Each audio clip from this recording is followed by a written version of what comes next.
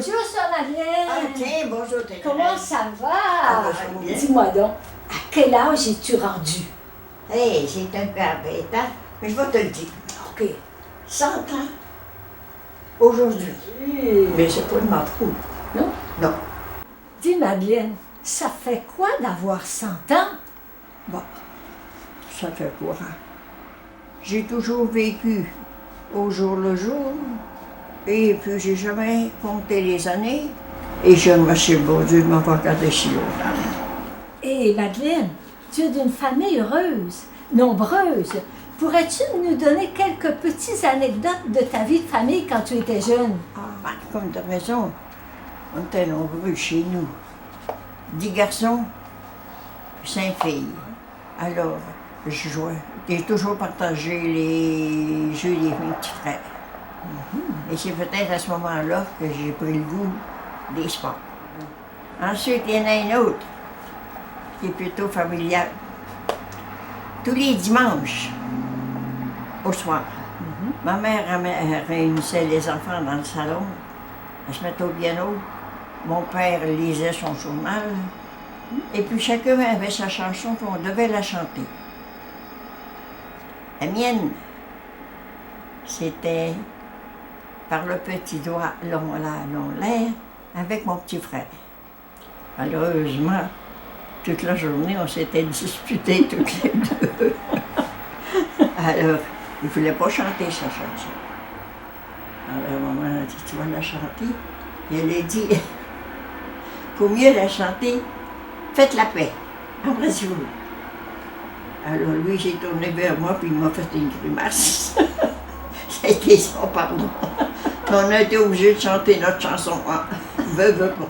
Toi qui aimais tant les sports, jouer avec les garçons, comment se fait-il que tu sois entré au couvent? D'abord, j'ai été obligée de laisser mes études à 17 ans pour aider ma mère qui était assez fatiguée. Après, il paraît.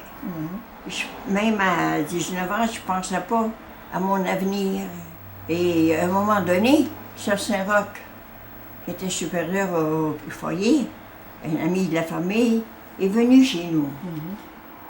Alors, elle dit, il me semble que tu ferais une bonne missionnaire. Pourquoi tu n'essayerais pas? Puis si tu n'aimes pas ça, là, tu t'en viens tout de suite. Alors dans ma tête, j'ai pensé, j'ai dit, donc, si Sœur Saint-Roch m'invite à ce point, de cette façon-là, c'est pour moi. C'est pas pour augmenter le nombre des postulantes. Alors, elle est revenue une deuxième fois. Elle dit, moi, j'irai essayer à ta place. Fait que, elle a tout rempli mon prospectus pour rentrer, de faire ma demande. Elle dit, va faire signer ça à ton père. Alors, je vais signer à mon père. Et puis, mon père, lui, il voyait plus loin. Il a dit, c'est loin. Et j'ai dit, non, c'est à Sherbrooke. L'immédiat après.